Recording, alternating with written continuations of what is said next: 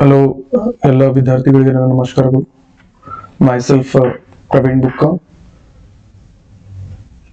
ಇವತ್ತು ನಾನು ಒಂದು ಹೊಸ ಸೀರೀಸ್ ಅನ್ನು ಸ್ಟಾರ್ಟ್ ಮಾಡ್ತಾ ಇದ್ದೀನಿ. ಈ ಸೀರೀಸ್ ಅಲ್ಲಿ ನಾನು ಮುಖ್ಯವಾಗಿ ಕೆಮಿಸ್ಟ್ರಿ ಪಾರ್ಟ್ ಇದೆಯಲ್ಲ, ಈ chemistry part that for the syllabus ಯಾವ್ದಪ್ಪ ಅಂದ್ರೆ ನಿಮ್ದು graduate primary teachers for the class 6 to 8 ಏನಿದಾರಲ್ಲ ಅವರಿಗಾಗಿ ನಾನು ಕೇವಲ ಕೆಮಿಸ್ಟ್ರಿ ಸೀರೀಸ್ ಅನ್ನ ಕಂಪ್ಲೀಟ್ ಮಾಡಿ ಕೊಡ್ತಾ ಇದ್ದೀನಿ, ಸರಿನಾ? ಈ ಸೀರೀಸ್ ಅಲ್ಲಿ ಮುಖ್ಯವಾಗಿ ಈ ನಿಮ್ಮ ಸಿಲೆಬಸ್ ಇರೋದಂತ ಏನು ನೋಡ್ತಾ ಇದ್ದೀರಲ್ಲ, ಇದು ಬಂದು PUC ಫಸ್ಟ್ ಮತ್ತು ಸೆಕೆಂಡ್ ಕ್ಲಾಸಸ್ ಇರುವಂತ ಚಾಪ್ಟರ್ ಗಳಿರುವಂತ ಮುಖ್ಯವಾದ ಟಾಪಿಕ್ಸ್ ಗಳನ್ನ ತಗೊಂಡು ಇಲ್ಲಿ ಸಿಲೆಬಸ್ ಅನ್ನ ಫ್ರೇಮ್ ಮಾಡಿದ್ದಾರೆ, ಸರಿನಾ?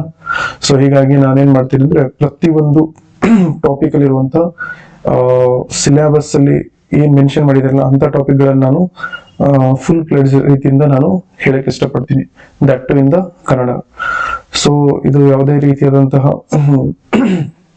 ಇಲ್ಲಿ ಟೋಟಲಿ ಫ್ರೀ ಇರುತ್ತದೆ.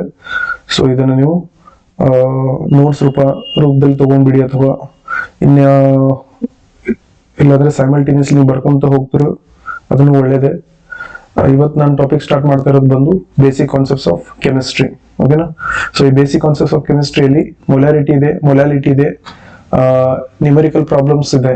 ಯಾವ್ದ್ರ ಮೇಲೆಪ್ಪ ಅಂದ್ರೆ ಮೊಲಾಲಿಟಿ, ಮೋಲ್ ಫ್ರಾಕ್ಷನ್ ಮತ್ತು ಮಾಸ್ ಪರ್ಸೆಂಟೇಜ್ ಟೋಟಲಿ ಇರುವಂತದ್ದೇ ಈ ನಾಲ್ಕು ಏನಿದಾವಲ್ಲ, ಇದ್ರ ಮೇಲೆ ನಾನೇನ್ ಮಾಡಿದೀನಿ, NCERT ಇರುವಂತ ಟಾಪಿಕ್ ಅವುಗಳಲ್ಲಿರುವಂತ ಪ್ರಾಬ್ಲಮ್ಸ್ ಗಳನ್ನೇ ತಗೊಂಡ್ಬಂದಿದ್ದೀನಿ. ಯಾಕಂದ್ರೆ ನಿಮ್ಮಲ್ಲಿ ಎಕ್ಸಾಮ್ ಅಲ್ಲಿ ಕ್ವಶನ್ಸ್ ಕೇಳೋದೇ NCERT ಬುಕ್ ಇಂದ ಮಾತ್ರ. ಸೊ ಹಾಗಾಗಿ ಅಲ್ಲಿಂದನೇ ತಗೊಂಡ್ರೆ ಒಳ್ಳೇದು ಅಂತ ನಾನು ಭಾವಿಸ್ಕೊಂಡು ನಾನು ಈ NCERT ಬುಕ್ ಅನ್ನೇ ಫಾಲೋ ಮಾಡಿದ್ದೀನಿ, ಸರಿನಾ? So let us begin with the topic. Topic ಅಲ್ಲಿ ಮೊದಲನೇದಾಗಿ ನಾನೇನ್ ಡಿಸ್ಕಸ್ ಮಾಡಬೇಕಾಗಿದೆ ಅಂದ್ರೆ basic concepts of chemistry. So ಈ ಬೇಸಿಕ್ ಕಾನ್ಸೆಪ್ಟ್ಸ್ ಆಫ್ ಕೆಮಿಸ್ಟ್ರಿ ನೀವೇನ್ ಓದ್ಬೇಕು, ದಟ್ಸ್ ವೆರಿ ಇಂಪಾರ್ಟೆಂಟ್ ಥಿಂಗ್. ನೋಡಿ, ಬೇಸಿಕ್ ಕಾನ್ಸೆಪ್ಟ್ಸ್ ಆಫ್ ಕೆಮಿಸ್ಟ್ರಿಯಲ್ಲಿ ನಮಗೆ ಸಿಲೆಬಸ್ ಅಲ್ಲಿ ಕೊಟ್ಟಿರೋದು ಯಾವ್ದಪ್ಪ ಅಂದ್ರೆ ರಿಯಾಕ್ಷನ್ಸ್, ಓಕೆನಾ? ಈ ರಿಯಾಕ್ಷನ್ಸ್ ಇಂದ ಸೊಲ್ಯೂಷನ್ಸ್ ಅಲ್ಲಿ ಏನ್ ಕಾನ್ಸಂಟ್ರೇಷನ್ ಟರ್ಮ್ಸ್ ಇದಾವೆ, ದೀಸ್ ಕಾನ್ಸಂಟ್ರೇಷನ್ ಟರ್ಮ್ಸ್ ಗಳನ್ನ ನಾವೇನ್ ಮಾಡ್ಬೇಕಾಗಿದೆ, ಇಲ್ಲಿ ನೋಡ್ಬೇಕಾಗಿದೆ, ಸರಿನಾ? ಸೊ ಬನ್ನಿ ಹಾಗಾದ್ರೆ ಒನ್ ಬೈ ಒನ್ ನೋಡ್ಕೊಂಡು ಹೋಗೋಣ. ಮೊದಲನೇದಾಗಿ ಇಲ್ಲಿ ನಾವು ನೋಡ್ತಾ ಇರೋದು ಯಾವ್ದಪ್ಪ ಅಂದ್ರೆ ರಿಯಾಕ್ಷನ್ಸ್ ಇಂದ ಸೊಲ್ಯೂಷನ್ಸ್. ಈ ಟಾಪಿಕ್ ಇಂದಾನೆ ನಿಮ್ಗೆ NCERT ಅಲ್ಲಿ ಫ್ರೇಮ್ ಅನ್ನು ಸಿಲೆಬಸ್ ಮಾಡಿದ್ದಾನೆ ನಿಮ್ಮ ಈ ಪ್ರೈಮರಿ ಟೀಚರ್ ರಿಕ್ರೂಟ್ಮೆಂಟ್ಸ್ ಅಲ್ಲಿ. ಅದ್ರಲ್ಲಿ ಯಾವ್ದಾವ್ದು ಮಾಡಿದಾರಪ್ಪ ಅಂದ್ರೆ mass percentage, mole fraction, molarity ಮತ್ತೆ ಮೊಲಾಲಿಟಿ, ಓಕೆ? ಸೊ ಎಲ್ಲಕ್ಕೂ ಮುಂಚೆ what is the meaning of solution?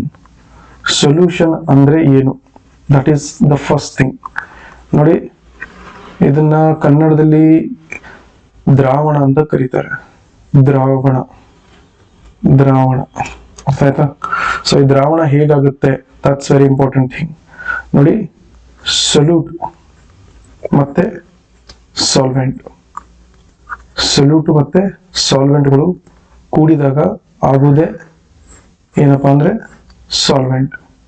ಸೊಲ್ಯೂಟಿಗೆ ಕನ್ನಡದಲ್ಲಿ ಏನಂತ ಕರೀತಾರೆ, ಐ ಥಿಂಕ್ ದ್ರವ್ಯ.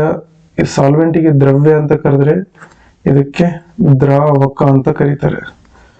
ದ್ರಾವಕ ಮತ್ತು ದ್ರವ್ಯಗಳು, ನನಗೆ ಐ ಡೋಂಟ್ ನೋ, ಸ್ವಲ್ಪ ಏನಾದ್ರೂ ಕನ್ನಡದಲ್ಲಿ ಹಿಂದೆ ಮುಂದಾದ್ರೆ ದಯವಿಟ್ಟು ಕ್ಷಮಿಸ್ಬಿಡಿ, ಓಕೆನಾ? ಸೊ ದ್ರವ್ಯ ಮತ್ತು ದ್ರಾವಕ ಇವೆರಡು ಕೂಡಿದ್ರೆ ಏನಾಗ್ತದೆ, ಸೊಲ್ಯೂಷನ್ ಕ್ರಿಯೇಟ್ ಆಗ್ತದೆ, ಓಕೆನಾ? ಯಾವುದೇ ಒಂದು ಸೊಲ್ಯೂಷನ್ ಕ್ರಿಯೇಟ್ ಆಗಿದೆ ಅಂತ ತಿಳ್ಕೊಳ್ಳಿ. ಫಾರ್ ಎಕ್ಸಾಂಪಲ್ ನಾನೇನ್ ಮಾಡ್ತೀನಿ, ಸ್ವಲ್ಪ ಅದನ್ನ ಚೆಕ್ ಮಾಡ್ಕೋತೀನಿ.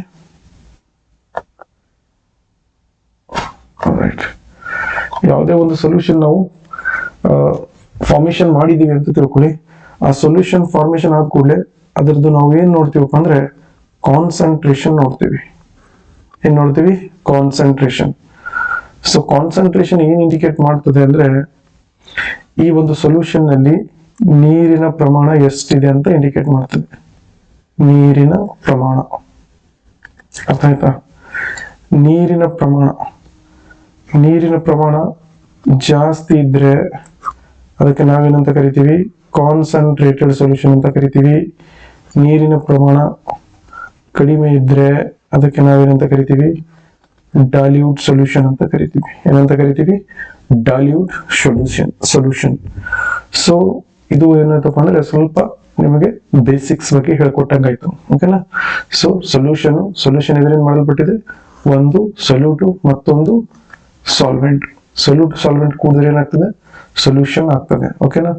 ಸೊಲ್ಯೂಷನ್ ಒಳಗಡೆ ನೀರಿನ ಪ್ರಮಾಣ ಅಂದ್ರೆ ದ್ರವ್ಯದ ಪ್ರಮಾಣದ ಮೇಲೆ, ದ್ರವ್ಯ ಅಂತಂದ್ರೆ ಹೇಳ್ಬೋದಿಲ್ಲ ಅಂದ್ರೆ ದ್ರಾವಕ ಅಂತ ಹೇಳ್ಬೋದು.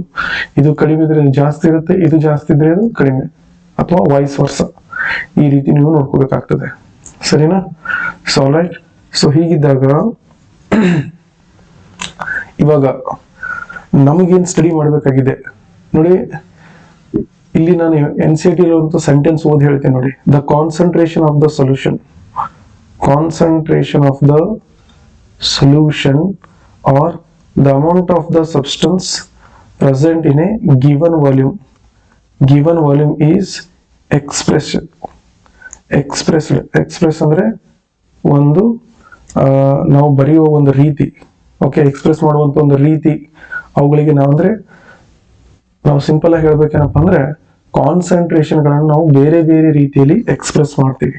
ಕಾನ್ಸಂಟ್ರೇಷನ್ ಆಫ್ ದ ಸೊಲ್ಯೂಷನ್ ಅನ್ನ ಬೇರೆ ಬೇರೆ ರೀತಿಯಲ್ಲಿ ಎಕ್ಸ್ಪ್ರೆಸ್ ಮಾಡ್ತೀವಿ. ಅವುಗಳಲ್ಲಿ 4 ಇದಾವೆ. ಯಾವುದು? Mass percentage, mole fraction, molarity ಮತ್ತೆ ಮೊಲಾಲಿಟಿ. ಓಕೆನಾ? ಸೊ ಹೀಗೆ ನೀವು ನೋಡ್ಬೇಕಾಗಿದೆ. ಬನ್ನಿ ಹಾಗಾದ್ರೆ ಮೊದಲನೇದಾಗಿ ಯಾವ್ದು ನೋಡೋಣ ಅಂದ್ರೆ ಮಾಸ್ ಪರ್ಸೆಂಟೇಜ್ ಅಥವಾ ವೇಟ್ ಪರ್ಸೆಂಟೇಜ್. ಹಾಗಂದ್ರೆ ಏನಂತ ನೋಡೋಣ. ನೋಡಿ, ಮಾಸ್ ಪರ್ಸೆಂಟೇಜ್ ನಾನು ಇವಾಗಲೇ ಹೇಳಿದ್ದೀನಿ. ಸೊಲ್ಯೂಟ್ ಮತ್ತೆ ಇಲ್ಲಿ ನೋಡಿ ಮಾಸ್ ಪರ್ಸೆಂಟೇಜ್ ಅಂದ ಕೂಡಲೇ ನೀವು ಮೊದಲು ಅರ್ಥ ಮಾಡ್ಕೋಬೇಕಾಗಿದೆ ಅಂದ್ರೆ ಅದ್ರ ಫಾರ್ಮುಲಾ ಏನಿದೆಪ್ಪ ಅಂದ್ರೆ mass percentage is equal to mass of the solute divide by mass of the solution into 1000. ಅರ್ಥ ಆಯ್ತಾ? Mass of the solute divided by mass of the solution into 1000. ಹೀಗಂದ್ರೆ ಏನು ನೋಡಿ, ಬಹಳ ಸಿಂಪಲ್ ಆಗಿ ಹೇಳ್ತೀನಿ. ಇಲ್ಲಿ ನಾವ್ ಏನ್ ಮಾಡ್ತಿದೀವಿ ಅಂದ್ರೆ ಮಾಸ್ ಆಫ್ ದ ಸೊಲ್ಯೂಟ್ ಅಂದ್ರೆ ಏನ್ ತಗೋತೀವಿ. ಸಪೋಸ್ ಇಲ್ಲಿ ಒಂದು ಪ್ರಾಬ್ಲಮ್ ತಗೊಂಡಿದೀವಿ ನಾವು. ಈ ಪ್ರಾಬ್ಲಮ್ ಹೇಳಿದ್ರೆ ನಿಮ್ಗೆ ಅರ್ಥ ಆಗುತ್ತೆ. ಅಥವಾ ಮೊದಲಿಗೆ ಇದ್ರ ಡೆಫಿನೇಷನ್ ರೂಪದಲ್ಲಿ ತಿಳ್ಕೊಬೇಕಂದ್ರೆ ನಾವೇನ್ ಮಾಡ್ತೀವಿ, ಈಗ ಮಾಸ್ ಪರ್ಸೆಂಟೇಜ್, ಒಂದು ಸೊಲ್ಯೂಷನ್ ಮಾಸ್ ಪರ್ಸೆಂಟೇಜ್ ಹೇಗೆ ಕಂಡುಹಿಡಿಬೇಕಪ್ಪ ಅಂದ್ರೆ ಆ ಸೊಲ್ಯೂಷನ್ ಒಳಗಡೆ total mass of the solution ಅನ್ನ ಮೊದಲು ಪಡ್ಕೋಬೇಕು. Total mass of solution. ಓಕೆನಾ? ಆ ಮಾಸ್ ಆಫ್ ದ ಸೊಲ್ಯೂಷನ್ ಒಳಗಡೆ ಇದು ಎದರಿಂದ ಮಾಡಲ್ಪಟ್ಟಿದೆ? Total mass of the solution ಎದರಿಂದ ಮಾಡಲ್ಪಟ್ಟಿದೆ? ಇವಾಗ್ಲೇ ಮುಂಚೆ ಹೇಳಿದ್ನಲ್ಲ, ಇದನ್ನ ನೋಡೋಣ. ಒಂದ್ ಕಡೆ ನಾನೇನ್ ಬರ್ಕೋತೀನಿ? ಸೊಲ್ಯೂಟ್ ಅಂತ ಬರ್ಕೋತೀನಿ, ಮತ್ತೊಂದು ಸಾಲ್ವೆಂಟ್ ಅಂತ ಬರ್ಕೋತೀನಿ, ಮತ್ತೊಂದನ್ನ ಏನಂತ ಬರ್ಕೋತೀನಿ? ಸೊಲ್ಯೂಷನ್ ಅಂತ ಬರ್ಕೋತೀನಿ. ಇದರ ಅರ್ಥ ಏನಪ್ಪಾ ಅಂದ್ರೆ ಸೊಲ್ಯೂಟ್ ಸಾಲ್ವೆಂಟ್ ಗಳಿಂದನೇ ಏನ್ ಮಾಡಲ್ಪಟ್ಟಿದೆ? ನಮ್ದು ಸೊಲ್ಯೂಷನ್ ಮಾಡಲ್ಪಟ್ಟಿದೆ. ಸರಿನಾ? ಹಾಗಾದ್ರೆ ನೋಡಿ, ಸೊಲ್ಯೂಟ್ ಮತ್ತೆ ಸಾಲ್ವೆಂಟ್ ಅಂದ್ರೆ ನೀರಿನ ಪ್ರಮಾಣ. ಓಕೆನಾ? ಇಲ್ಲಿ ಏನ್ ಮಾಡ್ಕೋತಾ ಇದೀವಿ ನಾವು? ಟೋಟಲ್ ಮಾಸ್ ಅಂದ್ರೆ ಎರಡು ಕೂಡಿಸಿರೋ ಮಾಸ್ ಅನ್ನ ಕೆಳಗಡೆ ಬರ್ಕೋತಾ ಇದೀವಿ. ಓಕೆನಾ? ಅದೇನಾಗ್ತದೆ? ಮಾಸ್ ಆಫ್ ದ ಸೊಲ್ಯೂಷನ್ ಆಗ್ತದೆ. ಕೇವಲ ಮಾಸ್ ಆಫ್ ದ ಸೊಲ್ಯೂಟ್ ಅನ್ನ ನಾವು ಎಲ್ಲಿ ತಗೋತಾ ಇದೀವಿ? ಮೇಲ್ಗಡೆ ತಗೋತಾ ಇದೀವಿ. ನಂತರ ಏನ್ ಮಾಡ್ತಾ ಇದೀವಿ? ಇಂಟು 100 ಮಾಡ್ತಾ ಇದೀವಿ. ಸೊ ಇದಕ್ಕೆ ನಾವೇನಂತ ಕರಿತೀವಿ? ಮಾಸ್ ಪರ್ಸೆಂಟೇಜ್ ಅಂತ ಕರಿತೀವಿ. ಸರಿನಾ? ಒಂದು ಎಕ್ಸಾಂಪಲ್ ಬೇಕಾದ್ರೆ ಇಲ್ಲಿ ನೋಡೋಣ. ನೋಡಿ, ಎಕ್ಸಾಂಪಲ್ ಅಲ್ಲಿ ಏನ್ ಕೊಟ್ಟಿದ್ದಾನೆ ಫಸ್ಟ್ ಅರ್ಥ ಮಾಡ್ಕೊಳ್ಳಿ. Okay, so this is an example. ಈ ಎಕ್ಸಾಂಪಲ್ ಅಲ್ಲಿ ನೋಡಿ, ಆಲ್ ರೈಟ್, ಏನಿದೆ? Mass of solution is prepared by adding 2 gram of substance A to 18 gram of water. Calculate the mass percentage of the solute. Okay na? ಒಂದು substance ಹೆಸರು ಕೊಟ್ಟಿಲ್ಲ ಏನಂತ. ಓಕೆನಾ? ಹೇಗೆ ಪ್ರಿಪೇರ್ ಮಾಡಿದಾರಂತೆ ಇಲ್ಲಿ ಮೇಲ್ಗಡೆ ರೀತಿಯಲ್ಲೇ ಬರ್ಕೊಂಡ್ಬಿಡೋಣ. How do they prepare? ಹೇಗೆ ಪ್ರಿಪೇರ್ ಮಾಡಿರೋದು ನೋಡಿ. Solution is prepared by adding 2 gram of substances. 2 grams ಅಂದ್ರೆ ಇದು ಸಬ್ಸ್ಟೆನ್ಸ್ ಅಂದ್ರೆ ಏನಿರುತ್ತೆ? ಸೊಲ್ಯೂಟ್ ಇರುತ್ತೆ. 18 gram of solvent ಅಂದ್ರೆ ಏನಪ್ಪಾ ಅಂದ್ರೆ ವಾಟರ್. ಅದು 18 ಗ್ರಾಮ್. ಕರೆಕ್ಟಾ? ಸೊ ಟೋಟಲ್ ಎರಡು ಕೂಡಿಸಿದಾಗ ಏನಾಗ್ತದೆ, ಸೊಲ್ಯೂಷನ್ ಮಾಸ್ ಆಗುತ್ತೆ. ಸೊಲ್ಯೂಷನ್ ಮಾಸ್ ಬಂದು ಎಷ್ಟಾಯ್ತು, 20 ಗ್ರಾಮ್. ಕರೆಕ್ಟಾ? ಸೊ ಈ ರೀತಿ ಮೊದಲು ಬರ್ಕೋಬೇಕು. ಇದ್ರಲ್ಲಿ ಏನ್ ಕ್ಯಾಲ್ಕುಲೇಟ್ ಮಾಡಂತ ಇದೆ, ನಾನು calculate the mass percentage of the solute. Mass percentage of the solute ಅಂದ್ರೆ ಹೇಗೆ ಕ್ಯಾಲ್ಕುಲೇಟ್ ಮಾಡ್ತೀರಿ ನೋಡಿ. Mass percentage of solute is equal to mass of the solute ಎಷ್ಟಿದೆ, 2 gram divided by total mass of the solution 20 into 100. ಓಕೆನಾ? So 5 times. ಹಾಗಾಗಿ ಎಷ್ಟಾಗ್ತದೆ, ಅದು 10% ಆಗ್ತದೆ. ಸೊ ಈ ರೀತಿ ನೀವು ಕಂಡುಹಿಡಿಬೇಕು. ಇದರದ್ದು ಕೆಳಗಡೆ ನಾನು ಪ್ರಾಬ್ಲಮ್ ಕೊಟ್ಟಿದ್ದೀನಿ, ಇಲ್ಲಿದೆ ನೋಡಿ.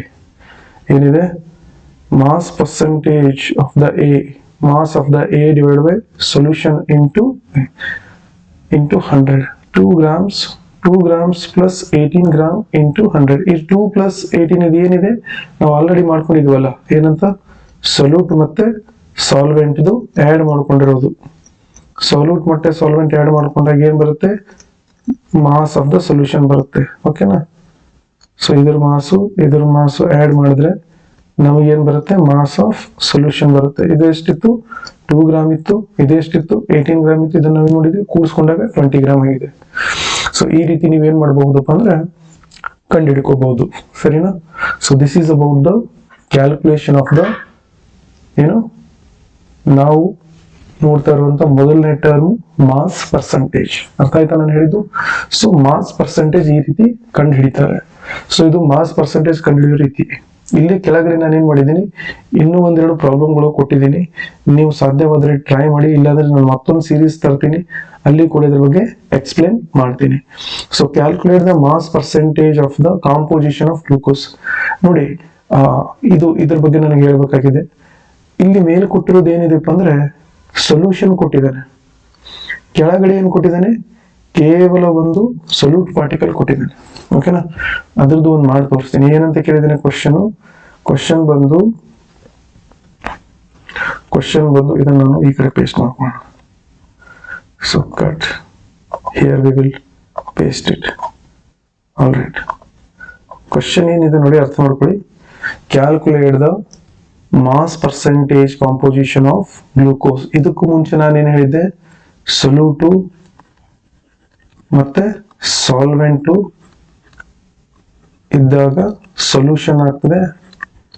ಈ ರೀತಿ ಸೊಲ್ಯೂಷನ್ ಮಾಸ್ ಪರ್ಸೆಂಟೇಜ್ ಕಂಡುಹಿಡಿದು ನಾನು ಲೆಕ್ಕ ಮಾಡಿ ತೋರಿಸಿದ್ದೆ. ಆದ್ರೆ ಇಲ್ಲೊಂದು ಪ್ರಾಬ್ಲಮ್ ಇದೆ. ಇಲ್ಲಿ ಏನ್ ಕೇಳಿದಾನೆ ಅಂದ್ರೆ, calculate the mass percentage of composition of glucose. ಅಂದ್ರೆ ಇಲ್ಲಿ ಸೊಲ್ಯೂಷನ್ ಇಲ್ಲ, ಒಂದು ಕೆಮಿಕಲ್ ಕಂಪೌಂಡ್ ಕೊಟ್ಟಿದ್ದಾನೆ. ಆ ಕೆಮಿಕಲ್ ಕಂಪೌಂಡ್ದು ನಿಮ್ಗೆ ಏನ್ ಮಾಡ್ಬೇಕಾಗಿದೆ, ಮಾಸ್ ಪರ್ಸೆಂಟೇಜ್ ಕಂಡುಹಿಡಿಬೇಕಾಗಿದೆ. ಸೊ ಹೀಗಾಗಿ ಇಲ್ಲಿ ಏನ್ ಮಾಡ್ತೀರಪ್ಪ ಅಂದ್ರೆ, ತಾವು ಅಲ್ಲಿ ಬಳಸ್ಕೊಂಡಿರೋ ಫಾರ್ಮುಲಾ ಇಲ್ಲಿ ಬಳಸ್ಕೊಳಕ್ಕಾಗತ್ತಾ ನೋಡಿ, ಅದೇ ರೀತಿ ಏನ್ ಬಳಸ್ಕೊಳಕ್ಕಾಗಲ್ಲ, ಬಟ್ ಸ್ವಲ್ಪ ಡಿಫ್ರೆಂಟ್ ಆಗಿ ಬಳಸ್ಕೊತೀವಿ. ಹೇಗಪ್ಪ ಅಂದ್ರೆ, ನನಗೆ ಮಾಸ್ ಪರ್ಸೆಂಟೇಜ್ ಕಂಡುಹಿಡಿಬೇಕಾಗಿದೆ ಯಾವ್ದ್ರದ್ದು, ಗ್ಲೂಕೋಸ್ದು. So we want to find out the mass percentage of glucose. So if you want to find out the mass percentage of glucose, what you have to do, ನೋಡಿ, ಮೊದಲಿಗೆ ಏನಂತ ಬರ್ಕೊಳ್ಳೋಣ, ಗ್ಲೂಕೋಸ್ ಅಂತ ಬರ್ಕೊಳ್ಳೋಣ. ಗ್ಲೂಕೋಸ್ದು mass percentage is equal to, ಇಲ್ಲಿ ಏನ್ ಮಾಡ್ತೀರಿ, ಗ್ಲೂಕೋಸ್ದು ಮಾಸ್ ಪರ್ಸೆಂಟೇಜ್, ಸಾರಿ, ಗ್ಲೂಕೋಸ್ ಒಳಗಡೆ ಇರುವಂತ ಎಲ್ಲಾ ಅಟಮ್ಗಳದ್ದು, ಎಲಿಮೆಂಟ್ಗಳದ್ದು ಮಾಸ್ ಪರ್ಸೆಂಟೇಜ್ ಕಂಡುಹಿಡಿ ಅಂತ ಕೇಳ್ತಾ ಇದ್ದಾನೆ. ಓಕೆನಾ? Calculate the mass percentage composition ಅಂದ್ರೆ ಎದರಿಂದ ಮಾಡಲ್ಪಟ್ಟಿದೆ ಗ್ಲೂಕೋಸ್, ಫಾರ್ಮುಲಾ ಹೇಳ್ತಾ ಇದೆ. ಗ್ಲೂಕೋಸ್ ಬಂದು C6H12O6 ಇಂದ ಮಾಡಲ್ಪಟ್ಟಿದೆ. ಎದರಿಂದ ಮಾಡಲ್ಪಟ್ಟಿದೆ, C6H12O6 ಇಂದ ಮಾಡಲ್ಪಟ್ಟಿದೆ. ಕರೆಕ್ಟಾ? ಹಾಗಾದ್ರೆ ಅದನ್ನ ಹೇಗೆ ಬರ್ಕೋತೀರಿ, ಸಿ ಅಂತ ಬರ್ಕೊಳ್ಳಿ, ಎಚ್ ಅಂತ ಬರ್ಕೊಳ್ಳಿ, ಓ ಅಂತ ಬರ್ಕೊಳ್ಳಿ. ಓಕೆನಾ? ಸೊ ಈ ರೀತಿ ಬರ್ಕೊಳ್ಳೋಣ. ಮುಂದೆ ಏನ್ ಮಾಡ್ಬೇಕು ನೋಡಿ, ಎಷ್ಟು ಸರಿ ಇದೆ, ಕಾರ್ಬನ್ ಬಂದು 6 ಸರಿ ಇದೆ. ಇದೆಷ್ಟು ಸರಿ ಇದೆ, 12 ಸರಿ. ಇದು ಬಂದು 6 ಸರಿ ಬಂದಿದೆ. ಓಕೆನಾ? ಇದನ್ನ ಈ ರೀತಿ ಬರ್ಕೊಳ್ಳೋಣ. ಇದರದು ಕಾರ್ಬನ್ದು ಅಟೋಮಿಕ್ ಮಾಸ್ ಬಂದು 12. ಹೈಡ್ರೋಜನ್ ಅಟಾಮಿಕ್ ಮಾಸ್ ಬಂದು 1, ಆಕ್ಸಿಜನ್ ಅಟಾಮಿಕ್ ಮಾಸ್ ಬಂದು 16. ಸರಿನಾ? ಈ ರೀತಿ ಬರ್ಕೊಂಡ್ಬಿಟ್ಟು ಮಲ್ಟಿಪ್ಲಿಕೇಶನ್ ಮಾಡಿ. 12 ಒಂದ್ಲೆ 12, 6 6 36 ಕೈಲ 3, 6 1 6 1, 6 6 36 ಕೈಲ 3, 6 1 6, 6 3 96. ಸೊ 90 100 170 176 180. ಸೊ ಈ ರೀತಿಯಾಗಿ ನಾವೇನು ಕಂಡುಹಿಡಿದ್ವಿ ಅಂದ್ರೆ ಟೋಟಲ್ ಮಾಲಿಕ್ಯುಲರ್ ಅಥವಾ ಮೋಲಾರ್ ಮಾಸ್ ಕಂಡುಹಿಡಿದ್ವಿ. ಸರಿನಾ? ಇದನ್ನ ಮೊದಲು ಮಾಡ್ಕೋಬೇಕು ನಾವು. ನಂತರ ಏನ್ ಮಾಡ್ತೀರಿ, ಮಾಸ್ ಪರ್ಸೆಂಟೇಜ್ ಕಂಡುಹಿಡಿಬೇಕಂದ್ರೆ ಎಲ್ಲ ಕಾಂಪೋಸಿಷನ್ಗಳು ಏನೇನಿದೆ, ಕಾರ್ಬನ್ ಇದೆ. ಸೊ ಕಾರ್ಬನ್ ಹೇಗೆ ಮಾಡ್ತೀರಿ, ಸಪೋಸ್ ಫಾರ್ಮುಲಾ ಏನಿದೆ ಅಂದ್ರೆ mass percentage is equal to mass of element into its times. Yes sorry, times of appear into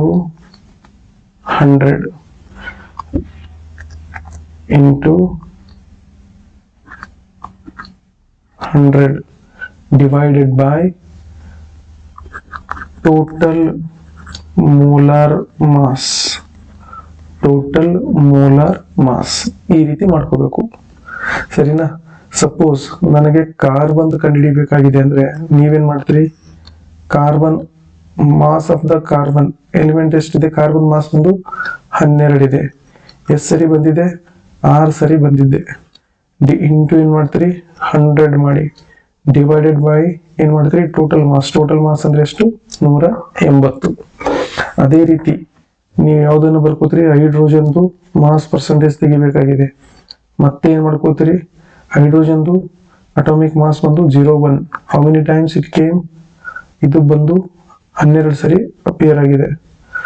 so into divided by 180 into 100. ಅರ್ಥ ಆಯ್ತಾ? ಅದೇ ರೀತಿ ಆಕ್ಸಿಜನ್ ಪರ್ಸೆಂಟೇಜ್, ಆಕ್ಸಿಜನ್ ನೋಡಿ ಎಷ್ಟು ಸರಿ ಬಂದಿದೆ, ಆಕ್ಸಿಜನ್ದು ಅಟಾಮಿಕ್ ಮಾಸ್ ಬಂದು 16 into how many times it came, ಇದು ಬಂದು 6 ಸರಿ ಬಂದಿದೆ. ಡಿವೈಡೆಡ್ ಬೈ 180 ಇಂಟು 100 ಮಾಡಿ. ಇಲ್ಲಿ ಬಂದಿರುವಂತ ಆನ್ಸರ್ಗಳು ಏನಿರ್ತವೆ, ಪರ್ಸೆಂಟೇಜ್ ಇರ್ತದೆ ನೋಡಿ. 3% ಯಾವಾಗಲೂ ಎದಕ್ಕೆ ಸಮನಾಗಿರುತ್ತೆ ಅಂದ್ರೆ ನಿಯರರ್ ಟು 100% ಇರ್ತದೆ. ನಿಯರರ್ ಟು 100%, ನಿಯರರ್ 99.99 ಈ ರೀತಿ ಇರಬಹುದು. ಓಕೆನಾ? ಸೊ ಈ ರೀತಿ ಏನ್ ಮಾಡ್ತೀರಿ, ಪರ್ಸೆಂಟೇಜ್ ಮಾಸ್ ಪರ್ಸೆಂಟೇಜ್ ಅನ್ನ ಕಂಡುಹಿಡಿತೀರಿ. ಯಾವಾಗ ಒಂದ್ ವೇಳೆ ಕೇವಲ ಈ ರೀತಿ ಕೊಟ್ಟ ಅಂತ ತಿಳ್ಕೊಳ್ಳಿ, ಗ್ಲೂಕೋಸ್ 1 ಕೊಟ್ಟ ಅಂದ್ರೆ, ಇದಕ್ಕೂ ಮುಂಚೆಯಲ್ಲಿ ಹೇಗಿತ್ತು, ಇದಕ್ಕೂ ಮುಂಚೆಯಲ್ಲಿ ಏನ್ ಕೊಟ್ಟಿದ್ದ, ಸೊಲ್ಯೂಷನ್ ರೂಪದಲ್ಲಿ ಕೊಟ್ಟಿದ್ದ. ಸೊಲ್ಯೂಷನ್ ರೂಪದಲ್ಲಿ ಕೊಟ್ಟಾಗ ಆ ಸೊಲ್ಯೂಟ್ದು ಮಾಸ್ ಪರ್ಸೆಂಟೇಜ್ ಕಂಡುಹಿಡಿ ಅಂತ ಕೇಳಿದ್ರೆ ಆ ರೀತಿ ಕಂಡುಹಿಡಿಬೇಕು. ಇಲ್ಲಿ ಮಾಡಿದೇವಲ್ಲ ಈ ರೀತಿ, mass of the solute divide by mass of the solution into 100 ಮಾಡಿ ಕಂಡುಹಿಡಿಬೇಕು. ಸರಿನಾ? So this is about the mass percentage. ಆದ ಕೂಡಲೇ ನೆಕ್ಸ್ಟ್ ಯಾವ್ದಕ್ಕೆ ಹೋಗೋಣಪ್ಪ ಅಂದ್ರೆ, ಇಲ್ಲಿ ಕೆಲವೊಂದು ಪ್ರಾಬ್ಲಮ್ಸ್ ನಿಮಗಾಗಿ ನಾನು ಇದು ಇಲ್ಲೇ ಮಾಡಿರೋದು ನೋಡಿ, ಮೇಲ್ಗಡೆ ಆನ್ಸರ್ ಮಾಡಿ ತೋರಿಸಿದೆನಲ್ಲ, ಇದರದ್ದು ಆನ್ಸರ್ ಇದೆ ಅದು. ಓಕೆ, ಸೊ ನೀವು ನೋಡಿಕೊಂಡು ಪಾಸ್ ಮಾಡಿ ಸ್ಕ್ರೀನ್ ಶಾಟ್ ಮಾಡ್ಕೊಂಡ್ಬಿಡಿ. ಓಕೆನಾ? ಸೊ ನಾವು let us go for the second term ಬಂದು ಏನಪ್ಪ ಅಂದ್ರೆ, he is telling about the mole fraction. ಏನ್ ಕೇಳ್ತಾ ಇದ್ದಾನೆ, ಮೋಲ್ ಫ್ರಾಕ್ಷನ್ ಅಂದ್ರೆ ಏನು ನೋಡಿ. ಮೊದಲನೇದಾಗಿ ಮೋಲ್ ಅಂದ್ರೆ ಏನು ಗೊತ್ತಿರಬೇಕು. What is the meaning of mole ಅಂದ್ರೆ ಏನಪ್ಪ ಅಂದ್ರೆ, ಗಿವನ್ ಮಾಸ್ ಅಂದ್ರೆ ಕೊಟ್ಟಿರುವಂತ mass divided by molar mass ಅಂದ್ರೆ ಒಂದೇ, ಮಾಲಿಕ್ಯುಲರ್ ಮಾಸ್ ಅಂದ್ರೆ ಕೂಡ ಒಂದೇ. ಅರ್ಥ ಆಯ್ತಾ? So given mass divided by molar mass, ಇದೇ ಏನಪ್ಪಾ ಅಂದ್ರೆ ಮೋಲ್ದು ಫಾರ್ಮುಲಾ. ಅರ್ಥ ಆಯ್ತಾ? ಸರಿ, ಯಾಕೆ ಇಲ್ಲಿ ಯೂಸ್ ಆಗ್ತದೆ ಅಂತ ನೀವು ಕ್ವಶನ್ ಕೇಳಿದ್ರೆ, ಮೋಲ್ ಫಾರ್ಮುಲಾ ಗೊತ್ತಿದ್ದಾಗ ಮಾತ್ರ ನಿಮಗೆ ನಂಬರ್ ಆಫ್ ಮೋಲ್ಸ್ ತೆಗಿಯಕ್ಕೆ ಬರುತ್ತೆ. ಆ ನಂಬರ್ ಆಫ್ ಮೋಲ್ಸ್ ಎಲ್ಲಿದೆ ಅಂದ್ರೆ ಈ ಫಾರ್ಮುಲಾದಲ್ಲಿ ಇಡಬೇಕಾಗುತ್ತೆ. ಸೊ ಮೋಲ್ ಫ್ರಾಕ್ಷನ್ ಅಂದ್ರೆ ಏನು? ಯಾವುದೇ ಒಂದು ಕಾಂಪೋನೆಂಟ್ ಅಂದ್ರೆ ಅರ್ಥ ಆಗುತ್ತೆ ನಾನು ಹೇಳಿದ್ದು. ನೋಡಿ, ಎ ಮತ್ತೆ ಬಿ ಕೂಡಿದ್ರೆ ಏನಾಗ್ತದೆ? ಒಂದು ಸೊಲ್ಯೂಷನ್ ಆಗ್ತಾ ಇದೆ. ಏನಾಗ್ತಾ ಇದೆ? ಸೊಲ್ಯೂಷನ್ ಆಗ್ತಾ ಇದೆ. ಹಾಗಾದ್ರೆ ಏನಂತ ಕರಿತಿದೀವಿ ಅಂದ್ರೆ, ಸಪೋಸ್ ಇದಕ್ಕೆ ಸೊಲ್ಯೂಟ್ ಅಂತ ಕರೆದ್ರೆ ಏನ ಸಾಲ್ವೆಂಟ್ ಅಂತ ಕರೆದ್ರೆ ಬಿ ನ ಏನಂತ ತಿಳ್ಕೊಳ್ಳೋಣ? ಸೊಲ್ಯೂಟ್. ಏನಂತ ತಿಳ್ಕೊಳ್ಳೋಣ? ಸೊಲ್ಯೂಟ್ ಅಂತ ತಿಳ್ಕೊಳ್ಳೋಣ. ಹಾಗಿದ್ದಾಗ ಸೊಲ್ಯೂಟ್ ಸಾಲ್ವೆಂಟ್ ಕೂಡಿ ಏನಾಗ್ತದೆ? ಸೊಲ್ಯೂಷನ್ ಆಗ್ತದೆ. ಸಪೋಸ್ ನನಗೆ ಒಂದರದೇ ಅರ್ಥ ಆಗ್ತದೆ. ನನಗೇನ್ ಮಾಡ್ಬೇಕಾಗಿದೆ? ಸಪೋಸ್ ಸಾಲ್ವೆಂಟ್ ಒಂದರದೇ ನನಗೆ ಮೋಲ್ ಫ್ರಾಕ್ಷನ್ ಬೇಕಾದ್ರೆ ನಾನು ಫಾರ್ಮುಲಾ ಏನ್ ಮಾಡ್ತೀನಿ? X A is equal to N A divided by N A plus N B ಅಂತ ಮಾಡ್ಕೋತೀನಿ. ಅರ್ಥ ಆಗ್ತಿದೆ ನಾನು ಹೇಳಿದ್ದು? ಆಲ್ರೈಟ್. ಯಾರಿಗೆ ತಿಳಿದಿಲ್ಲ ಇನ್ನೊಂದ್ಸರಿ ಹೇಳ್ತೀನಿ ನೋಡಿ. What we are doing here is X A is equal to N A divided by N A plus N B. So the question here is, ಇಲ್ಲಿ ಎನ್ ಎ ಅಂದ್ರೆ ಏನ್ರಿ ಅಂತ ನಿಮ್ಗೆ ಕ್ವಶನ್ ಬರುತ್ತೆ. ಕರೆಕ್ಟಾ? ಎನ್ ಎ ಅಂದ್ರೆ ಏನು? That is the thing. ನೋಡಿ, ಎನ್ ಎ ಅಂದ್ರೆ ಏನ್ ಇಂಡಿಕೇಟ್ ಮಾಡ್ತದೆ ಅಂದ್ರೆ number of moles of solvent indicate ಮಾಡ್ತದೆ. ಹಾಗಾದ್ರೆ N A plus N B ಏನ್ ಇಂಡಿಕೇಟ್ ಮಾಡ್ತದೆ? Number of moles of solute ಮತ್ತೆ ಸಾಲ್ವೆಂಟ್ ಅಥವಾ ಸೊಲ್ಯೂಷನ್ ಇಂಡಿಕೇಟ್ ಮಾಡ್ತದೆ. ಇದು ಬಂದು ಎಕ್ಸ್ ಎ ಸಲುವಾಗಿ. ಸಪೋಸ್ ಎಕ್ಸ್ ಬಿ ಇದ್ರೆ ಏನ್ ಮಾಡ್ತೀರಿ? ಎಕ್ಸ್ ಬಿ ಇದ್ರೆ ಏನ್ ಮಾಡ್ತೀರಪ್ಪ ಅಂದ್ರೆ, ಎಕ್ಸ್ ಬಿ ಇದ್ದಾಗ ಇಲ್ಲಿ ಏನಂತ ಬರ್ಕೋತೀವಿ ನಾವು? X B is equal to N B divided by N A plus N B ಅಂತ ಬರ್ಕೋತೀವಿ. ಇದು ಬಂದು ಇದರದ್ದು ಫಾರ್ಮುಲಾ ಇದೆ. ಅರ್ಥ ಆಯ್ತಾ? So this is the formula. So ಏನಂತ ಅರ್ಥ ಅಂದ್ರೆ, number of moles of one component divided by total number of moles of all the components. Number of moles of one component to the number of moles of all the components. ಇದು ಏನಿದೆ ಅಂದ್ರೆ ratio ಇದೆ. It is the ratio of number of moles of, ಇಲ್ಲಿ particular component ಅಂತ ಕೊಟ್ಟಿದ್ದಲ್ಲ, ನೀವು ಹೇಗೆ ಹಂಗಂದ್ರೂ ನಡೀತದೆ, ನಾನು ಹೇಳಿದಂಗೂ ನಡೀತದೆ. ಏನಂತ ಬರ್ಕೋತೀರಿ? Number of moles of one component to the number of moles of all the components is called as mole fraction. ಅಂದ್ರೆ ಒಂದು ಕಾಂಪೋನೆಂಟ್ ನಂಬರ್ ಆಫ್ ಮೋಲ್ಸ್ ಭಾಗ ಮಾಡಿ ಅದನ್ನ ಡಿವೈಡ್ ಮಾಡಿ ಇದರಿಂದ ನಂಬರ್ ಆಫ್ ಮೋಲ್ಸ್ ಆಫ್ ಎರಡೂ ಕಾಂಪೋನೆಂಟ್ ಗಳಿಂದ, ಅದಕ್ಕೆ ನಾವೇನಂತ ಕರಿತೀವಿ? ಮೋಲ್ ಫ್ರಾಕ್ಷನ್ ಅಂತ ಕರಿತೀವಿ. ಓಕೆನಾ? ಸೊ ಇದು ಬಂದು ಏನಿದೆ ಅಂದ್ರೆ ಮೋಲ್ ಫ್ರಾಕ್ಷನ್ ಆಗಿರುತ್ತೆ. ಓಕೆನಾ? ಸೊ ಬನ್ನಿ ನೋಡಿ, ಇಲ್ಲೊಂದು ಎಕ್ಸಾಂಪಲ್ ತಗೊಂಡಿದ್ದೀನಿ. ಎಕ್ಸಾಂಪಲ್ ಅಲ್ಲಿ ಏನ್ ಕೊಟ್ಟಿದ್ದಾರೆ ಅಂದ್ರೆ 60 ಗ್ರಾಮ್ ಮಿಥೈಲ್ ಆಲ್ಕೋಹಾಲ್ ಮತ್ತೆ 120 ಗ್ರಾಮ್ ವಾಟರ್ ಕೊಟ್ಟಿದ್ದಾರೆ. ಅಂದ್ರೆ ಎರಡು ಕಾಂಪೋನೆಂಟ್ ಇದೆ. ಒಂದನ್ನ ನಾನು ಎ ಅಂತ ಕರೀತಾ ಇದ್ದೀನಿ, ಮತ್ತೊಂದನ್ನ ಏನಂತ ಕರೀತಾ ಇದ್ದೀನಿ? ಬಿ ಅಂತ ಕರೀತಾ ಇದ್ದೀನಿ. ಎರಡೂ ಮಿಕ್ಸ್ ಆದ್ರೆ ಏನಾಗ್ತದೆ? ಸೊಲ್ಯೂಷನ್ ಆಗ್ತಾ ಇದೆ. ಸರ್ ತಾವ್ ಹೇಳಿದ್ರಿ ಇದ್ರಲ್ಲಿ ಒಂದು ಸಾಲ್ವೆಂಟ್ ಇರುತ್ತೆ ಮತ್ತೊಂದು ಸೊಲ್ಯೂಟ್ ಇರುತ್ತೆ ಅಂತ. ಇಲ್ಲಿ ನೋಡಿದ್ರೆ ಮಿಥೈಲ್ ಆಲ್ಕೋಹಾಲ್ ಎರಡು ಸಾಲ್ವೆಂಟ್ ಇದೆ ಅಂದ್ರೆ ನೋಡಿ, ನೀರು ಬಂದು ಒಂದು ಯೂನಿವರ್ಸಲ್ ಸಾಲ್ವೆಂಟ್. ನೀರೇನಿದೆ? ಯೂನಿವರ್ಸಲ್ ಸಾಲ್ವೆಂಟ್ ಇದೆ. ಅದರಲ್ಲಿ ಎಲ್ಲವೂ ಆಲ್ಮೋಸ್ಟ್ ಆಲ್ ನಮ್ಮ ಭೂಮಿ ಮೇಲೆ ಸಿಗುವಂತ ವಸ್ತುಗಳು ಕರೆಕ್ಟ್ ಅವೆ. ಹಾಗಾಗಿ ಅದಕ್ಕೆ ಯೂನಿವರ್ಸಲ್ ಸಾಲ್ವೆಂಟ್ ಅಂತ ತಗೋತೀವಿ. ಸೊ ಇದನ್ನ ಸಾಲ್ವೆಂಟ್ ಅಂತ ತಗೊಂಡ್ರೆ ನೀವು ಯಾವ್ದಾದ್ರು ಒಂದನ್ನು ಸಾಲ್ವೆಂಟ್ ಅಂತ ತಗೊಳ್ಳಿ. ಸಪೋಸ್ ಇಲ್ಲಿ ನಾನು ಇದಕ್ಕೆ 60 ಗ್ರಾಮ್ ಅಂತ ಕರಿತೀನಿ. ಇದು ಗಿವನ್ ಮಾಸ್. ಇದು ಬಂದೇನಿದೆ 120 ಗ್ರಾಮ್. ಅರ್ಥ ಆಯ್ತಾ ನಾನು ಹೇಳಿದ್ದು? ಇಲ್ಲಿ ನೋಡಿ, ನಾವೇನ್ ಮಾಡೋಣ, ಸ್ವಲ್ಪ ಚೇಂಜಸ್ ಬರ್ಕೊಳ್ಳೋಣ. ಇಲ್ಲಿ ಹೇಗೆ ಬರ್ಕೋತೀರಿ? ಇದನ್ನ ಏನಂತ ಬರ್ಕೋತೀರಿ?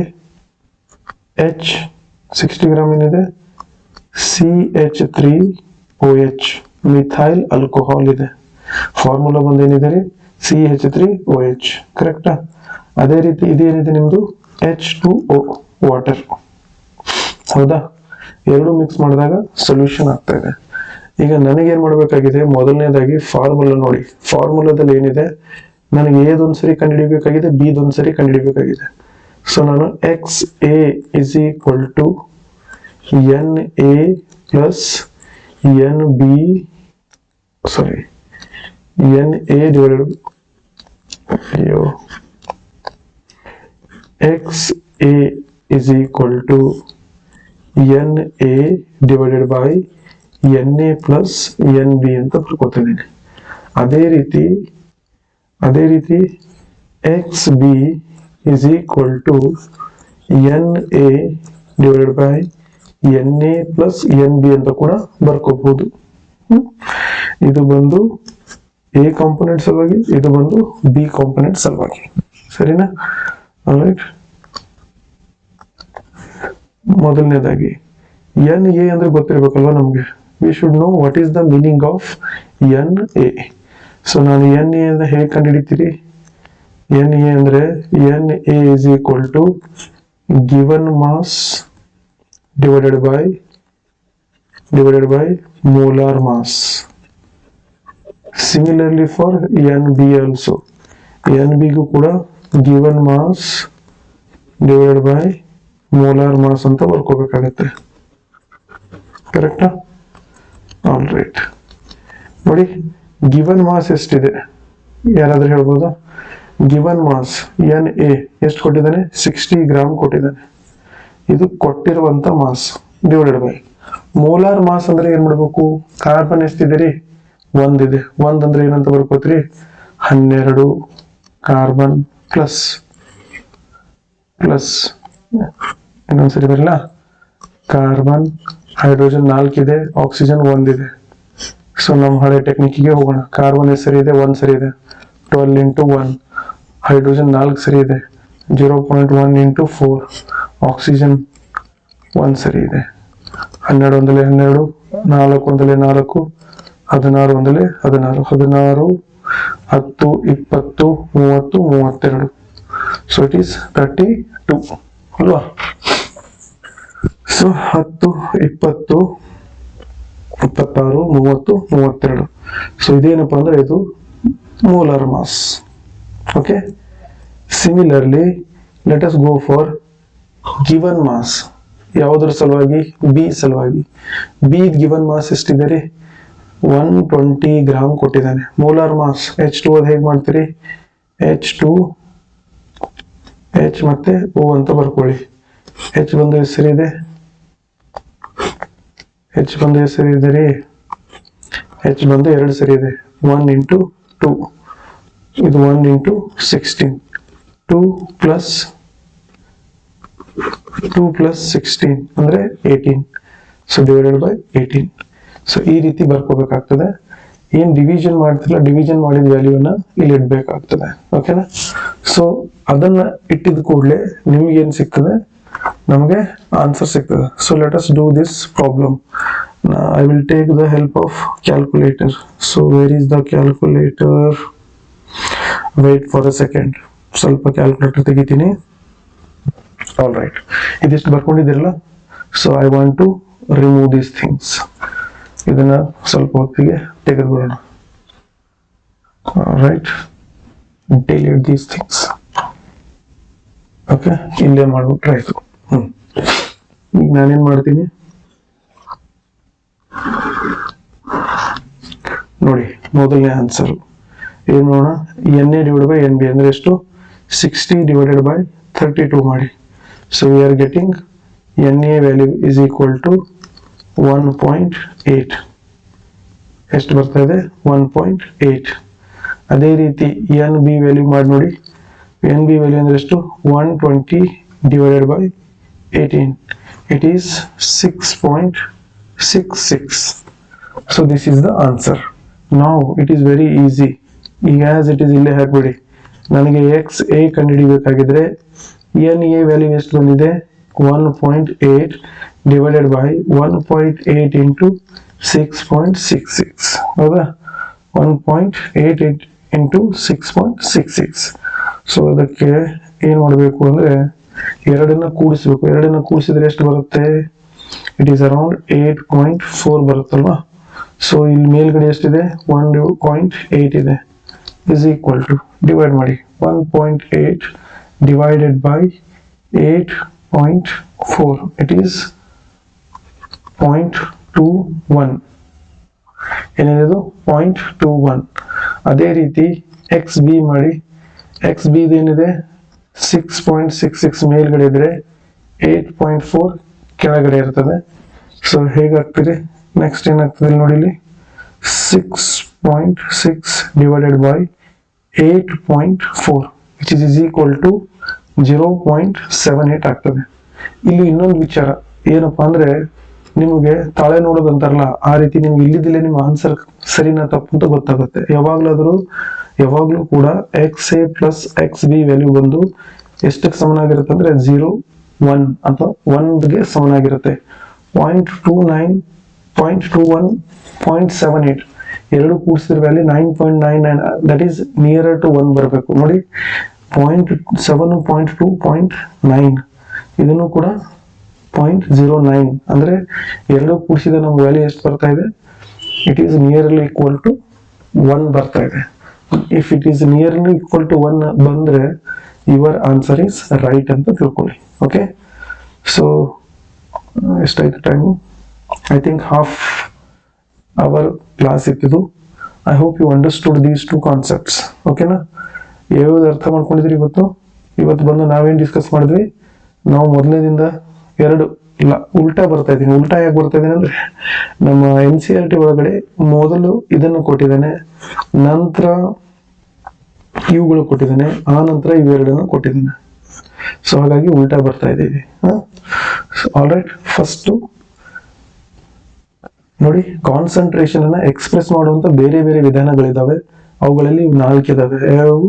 Mole, fraction, mass percentage, molarity ಮತ್ತು ಮೊಲಾಲಿಟಿ. ಅದರಲ್ಲಿ ನಾವು ಯಾವ್ದು ಡಿಸ್ಕಸ್ ಮಾಡಿದ್ವಿ? ಮಾಸ್ ಪರ್ಸೆಂಟೇಜ್ ಮತ್ತೆ ಮೋಲ್ ಫ್ರಾಕ್ಷನ್ ಇವತ್ತು ಡಿಸ್ಕಸ್ ಮಾಡಿದ್ವಿ. ನೋಡಿ, ಏನಿಲ್ಲ, ಬಹಳ ಸಿಂಪಲ್ ಇದೆ. ಕಾನ್ಸಂಟ್ರೇಷನ್ ಅಂದ್ರೆ ಏನಾಗ್ತದೆ, ಸಲ್ಯೂಟ್ ಕಂಟೆಂಟ್ ಏನಿರ್ತದೆ, ಕಾನ್ಸಂಟ್ರೇಷನ್ ಜಾಸ್ತಿ ಇರುತ್ತೆ, ಸಾಲ್ವೆಂಟ್ ಕಾನ್ಸಂಟ್ರೇಷನ್ ಕಡಿಮೆ ಇರುತ್ತೆ. ಅದಕ್ಕೆ ನಾವು ಕಾನ್ಸಂಟ್ರೇಟೆಡ್ ಅಂತ ಕರಿತೀವಿ. ಓಕೆನಾ?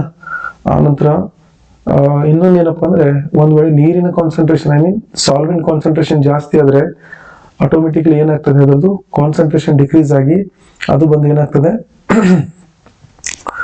ಡೈಲ್ಯೂಟ್ ಆಗ್ತದೆ. ಸೊ ಇವು ಮೂರನ್ನ ಬಳಸ್ಕೊಂಡು ನಾವೇನ್ ಹೇಳ್ತೀವಿ ಅಂದ್ರೆ ಯೂನಿಟ್ ರೂಪದಲ್ಲಿ ಹೇಳ್ತೀವಿ. ಓಕೆನಾ? ಹೇಗೆ ನಾವು ಬೇರೆ ಬೇರೆ ಹೈಟ್ ಗಳನ್ನ, ಡಿಸ್ಟೆನ್ಸ್ ಅನ್ನ ಕಿಲೋಮೀಟರ್, ಫರ್ಲಾಂಗ್ ಅಂತ ಏನೇನು ಅಳಿತಾರಲ್ಲ, ಹಾಗೆ ಇವುಗಳನ್ನು ಕೂಡ ಮಾಸ್ ಪರ್ಸೆಂಟೇಜ್, ಮೋಲ್ ಫ್ರಾಕ್ಷನ್, ಮೊಲಾರಿಟಿಯಲ್ಲಿ ಈ ರೀತಿ ಅಳಿತಾರೆ. Okay, so this is about these two things. I hope you enjoyed these two topics. Okay, mole fraction ಮತ್ತೆ ಮಾಸ್ ಪರ್ಸೆಂಟೇಜ್. ಮೋಲ್ ಫ್ರಾಕ್ಷನ್ ಅಲ್ಲಿ ಬಹಳ ಸಿಂಪಲ್ ಇದೆ, number of moles of one component to the number of moles of all the components in the solution. ಅದಕ್ಕೂ ಮುಂಚೆ ನಿಮ್ಗೆ ಏನ್ ಗೊತ್ತಿರ್ಬೇಕು, ಈ ಲೆಕ್ಕ ಮಾಡ್ಲಿಕ್ಕೆ ಬರ್ಬೇಕಂದ್ರೆ ಮೋಲ್ ಅನ್ನೋದು ಏನಂತ ಗೊತ್ತಿರ್ಬೇಕು. ಮೋಲ್ ಅಂದ್ರೆ ಹೇಗೆ ಕಂಡಿತಾರೆ, ಗಿವನ್ ಮಾಸ್ ಅನ್ನ ಡಿವೈಡೆಡ್ ಮಾಡ್ತಾರೆ ಮೋಲಾರ್ ಮಾಸ್ ಅಲ್ಲಿ, ಕೊಟ್ಟಿರೋ ಮಾಸ್ ಅನ್ನ ಅದರ ಮಾಲಿಕ್ಯುಲರ್ ಮಾಸ್ ಅಲ್ಲಿ ಡಿವೈಡ್ ಮಾಡ್ತಾರೆ. ಫಾರ್ ಎಕ್ಸಾಂಪಲ್, ಇಲ್ಲಿ ಒಂದು ಎಕ್ಸಾಂಪಲ್ ನಾನು ತಗೊಂಡಿದ್ದೆ. ಇದೇನಿದ್ರೆ ಇದು ಕೊಟ್ಟಿರೋ ಮಾಸ್ ಇದಾವೆ, ಇವೆರಡು ಏನಿದಾವೆ ಕೊಟ್ಟಿರೋ ಮಾಸು. ಇದ್ರದ್ದು ಮಾಲಿಕ್ಯುಲರ್ ಮಾಸ್ ಯಾರು ಕೊಟ್ಟಿಲ್ಲ, ನಾವಾಗೆ ಏನ್ ಮಾಡ್ಕೋಬೇಕಾಗಿದೆ, ಇಲ್ಲಿ ಕಂಡು ಹಿಡ್ಕೋಬೇಕಾಗಿದೆ. ಓಕೆನಾ? ಇದು ಕೊಟ್ಟಿರೋ ಮಾಸ್ ನಾನು ಮೇಲ್ಗಡೆ ಬರ್ದೀನಿ, ಕೆಳಗಡೆ ಮಾಲಿಕ್ಯುಲರ್ ಮಾಸ್ ಬರ್ದಿದ್ದೀನಿ. ಮಾಲಿಕ್ಯುಲರ್ ಮಾಸ್ CH3OH 32 ಇದೆ, ಮಾಲಿಕ್ಯುಲರ್ ಮಾಸ್ H2O 18 ಇದೆ. ಸೊ ಹೀಗೆ ಡಿವೈಡ್ ಮಾಡಿದಾಗ ನಮ್ಗೆ ಏನ್ ಬಂತು, NA ಮತ್ತು NB ಬಂತು. XA ಕಂಡುಹಿಡಿಬೇಕಂದ್ರೆ NA divided by NA plus NB ಮಾಡ್ತೀವಿ. ಅದೇ ರೀತಿ XB ಕಂಡುಹಿಡಿಬೇಕಂದ್ರೆ NA ಡಿವೈಡೆಡ್ ಬೈ ಇದು NB divided by NA plus NB ಮಾಡ್ಕೋತೀವಿ. ಓಕೆನಾ? I hope you understood these two concept. ಇದರ ಮೇಲಿದ್ದು ಪ್ರಾಬ್ಲಮ್ಸ್ ಗಳನ್ನು ನಾನು ಮತ್ತೆ ಸಾಲ್ವ್ ಮಾಡ್ತೀನಿ. ಇಲ್ಲೊಂದು ಸಾಧ್ಯ ಆದ್ರೆ ನೀವು ಇದನ್ನ ಟ್ರೈ ಮಾಡಿ ನೋಡ್ಕೊಳ್ಳಿ, ಬರ್ಕೊಳ್ಳಿ. Solution is prepared by mixing 100 gram of water, 100 gram of water, 100 gram of ethanol, determine the mole fraction. ಇಲ್ಲಿ ನಾನು ನಿಮ್ಗೆ ಕನ್ಫ್ಯೂಷನ್ ಆಗ್ಬಿಡೋದು ಅಂತ ಹೋಗೋದು, ಫಾರ್ಮುಲಾ ಬೇರೆ ಕೊಟ್ಟಿದ್ದೀನಿ. ಓಕೆನಾ? ಎರಡು ಸೇಮ್. ಏನ್ ಮಾಡ್ತಾ ಇದ್ದಾನೆ, ವಾಟರ್ ಒಳಗಡೆ ಆಲ್ಕೋಹಾಲ್, ಅಲ್ಲಿ ಹೇಗೆ ಮಿಥನಾಲ್ ಮಾಡ್ಕೊಂಡಿದ್ದಾರೆ, ಇಲ್ಲಿ ಏನ್ ತಗೋತಾ ಇದಾರೆ, ಇಥೆನಾಲ್. ಇತ್ ಅಂದ್ರೆ 2 ಕಾರ್ಬನ್, ಇತ್ ಅಂದ್ರೆ ಏನಪ್ಪಾ ಅಂದ್ರೆ 2 ಕಾರ್ಬನ್. ಓಕೆನಾ? OL ಅಂದ್ರೇನು, ಆಲ್ಕೋಹಾಲ್. ಇದಕ್ಕೆ ನಾವೇನಂತ ಕರೀತಾರೆ, ಇಥೆನಾಲ್. ಇವೆರಡು ಮಿಕ್ಸ್ ಮಾಡಿ ಏನ್ ಮಾಡಿದ್ದಾರೆ, ಸೊಲ್ಯೂಷನ್ ಮಾಡಿದ್ದಾರೆ. ಓಕೆ, ಎರಡರದ್ದು ಸೊಲ್ಯೂಷನ್ ಮಾಡಿದ್ದಾರೆ. ಇವುಗಳದ್ದು ಏನು ಕೊಟ್ಟಿದ್ದೀನಿ, ಗಿವನ್ ಮಾಸ್ ಕೊಟ್ಟಿದ್ದೀನಿ. ಇದು ಎಷ್ಟಿದೆ, 100 ಗ್ರಾಮ್ ಇದೆ. ಇದು ಎಷ್ಟಿದೆ, ಇದನ್ನು ಕೂಡ 100 ಗ್ರಾಮ್ ಇದೆ. ನೀವೇನ್ ಮಾಡ್ಬೇಕು, ಮೋಲಾರ್ ಮಾಸ್ ಮಾಡಬೇಕು. ಇದಕ್ಕೆ NA ಅಂತ ಬರ್ಕೊಳ್ಳಿ, ಇದಕ್ಕೆ NB ಅಂತ ಬರ್ಕೊಳ್ಳಿ. ಈಸಿಯಾಗಿ ನೀವು ಕಂಡುಹಿಡಿಬಹುದು. ಓಕೆನಾ? ಇಲ್ಲಿ NA NB ಬಂದ ಕೂಡಲೇ ನೀವೇನ್ ಮಾಡ್ಕೊಳ್ಳಿ, ಅದನ್ನ ಎಕ್ಸ್ ದಲ್ಲಿ ಹಾಕೊಂಡು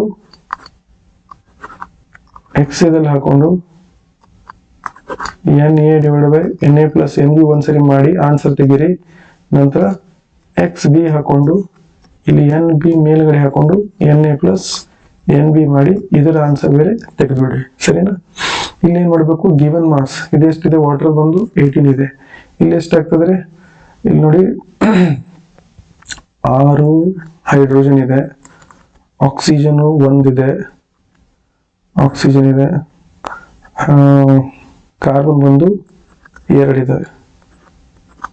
ಸೊ ಹೀಗಾದಾಗ 20, 30, 40, 46 ಆಗ್ತದೆ. So it is 46. ಸೊ ಇಲ್ಲಿ 46 ಹಾಕೊಂಡು ಡಿವೈಡ್ ಮಾಡಿ ಇಲ್ಲಿ ಗೆಡ್ದ ಆನ್ಸರ್. ಆ ಆನ್ಸರ್ಗಳನ್ನ ಇಲ್ಲಿ ಇಟ್ಕೊಂಡು ಹೋಗ್ಬಿಡಿ. ಇಲ್ಲಿ ಗೆಡ್ದ ರೆಸ್ಪೆಕ್ಟಿವ್ ಏನಪ್ಪಾ ಅಂದ್ರೆ mole fractions. Okay, so we do this problem in the next class. I hope ಈ ರೀತಿ ನಾನು ಹೇಳಿರೋದು ನಿಮ್ಗೆಲ್ರಿಗೂ ಅರ್ಥ ಆಗಿದೆ ಅಂತ ಅನ್ಕೊಂಡಿದ್ದೀನಿ. ಮತ್ತೆ ಏನಾದರೂ ಲೆಕ್ಚರ್ ಅಲ್ಲಿ ಇಂಪ್ರೂವ್ಮೆಂಟ್ಸ್ ಏನಾದರೂ ಇದ್ರೆ ನಮಗೆ ಕಮೆಂಟ್ ಮಾಡ್ಬೋದು. ಓಕೆನಾ? Thank you.